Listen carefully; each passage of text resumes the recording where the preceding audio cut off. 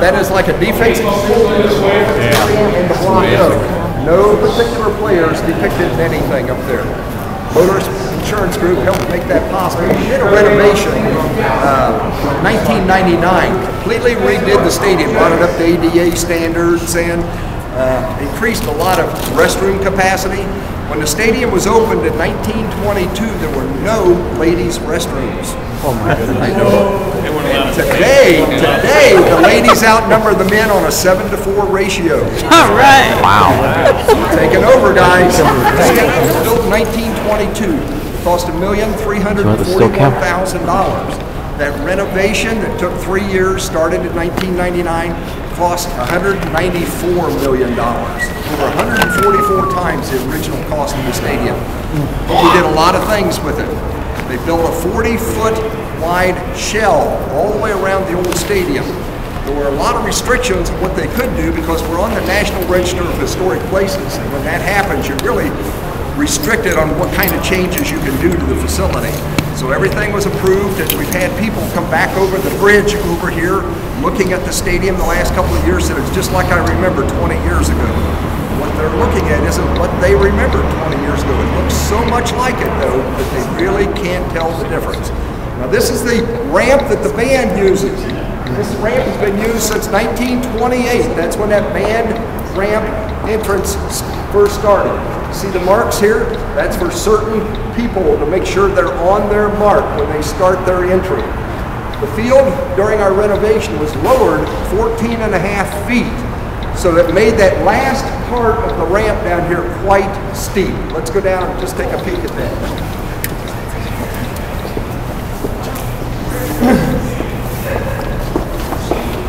It's making it look so close to the field, man.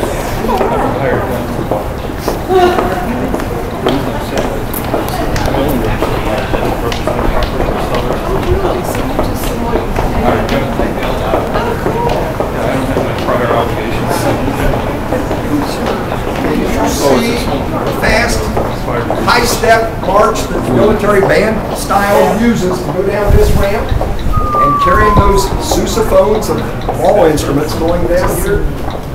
And you see this sign, we're going to ignore that after a while.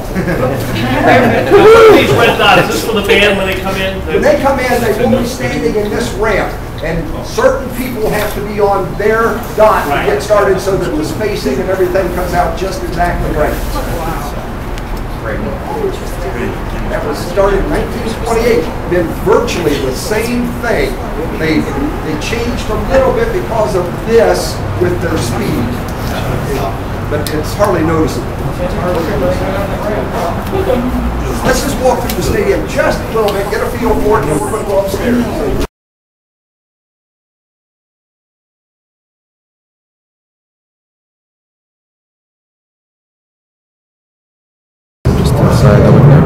Varsity is a club of sorts. Any letter winner at Ohio State, they get their Blocko, they can join Varsity Club. This is kind of like their clubhouse. They have their meetings and things. On football Saturdays, it's used by former football players that have tickets to the game, and they're all offered tickets to the game. They take them or not, if they live close enough, and that kind of thing. Would come in here, and it's quite a nice social affair. You see the young guys, the old guys getting together. They've all been through those wars together, so they've really got some stories to tell.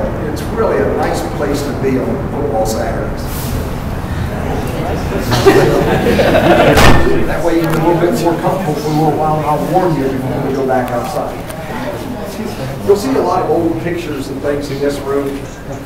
I'll wait till the other group ends their way, and then we'll step into that room. But what's the date on this picture? 1912?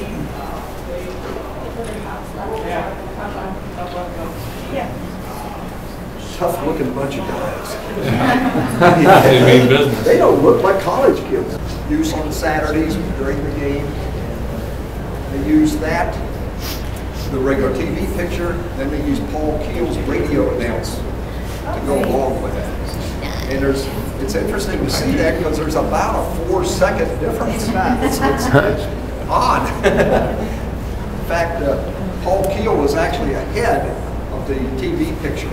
And sometimes you can even hear the crowd out there. Momentarily you'll hear Paul Field say something about it, and another 4 seconds later you see it on TV.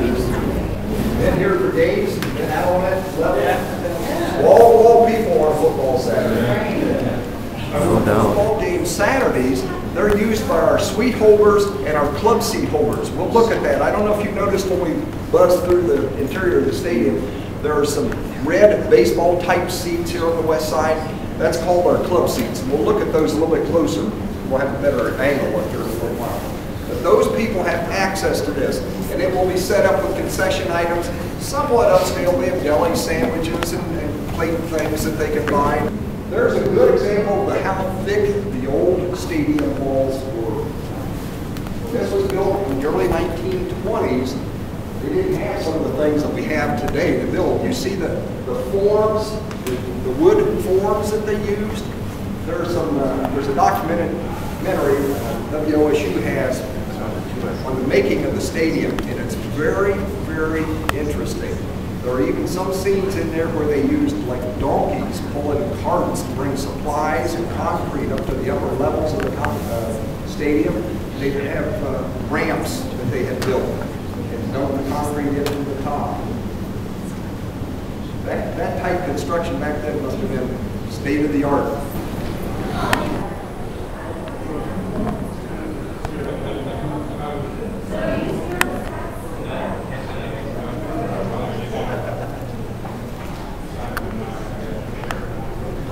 We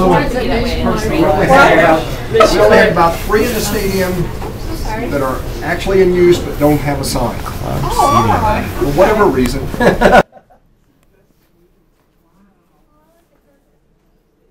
Wow. You'd never think we were at Ohio State from looking at the carpet.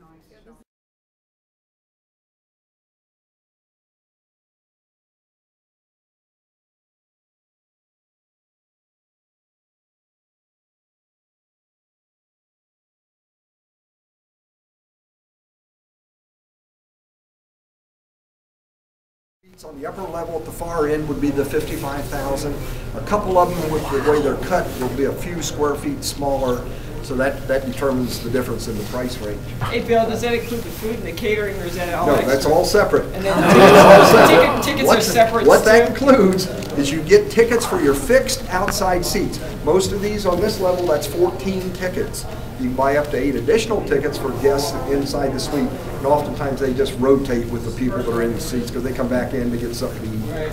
But early in the week on game day, the suite holder will get an order from Sodexo. That's our caterer, official caterer here, and they decide what they'd like to have for their guests. And sometimes it's quite elaborate. Sometimes it's popcorn and pretzels and chips. You know. It doesn't include parking, though. No, what it does is each suite gets 3 VIP parking passes for right out here. West lot? Yes, West lot. And they do get programs for in there. Hey Bill, do they have alcohol in there too? No alcohol on campus any place, not even in the tailgates outside anymore.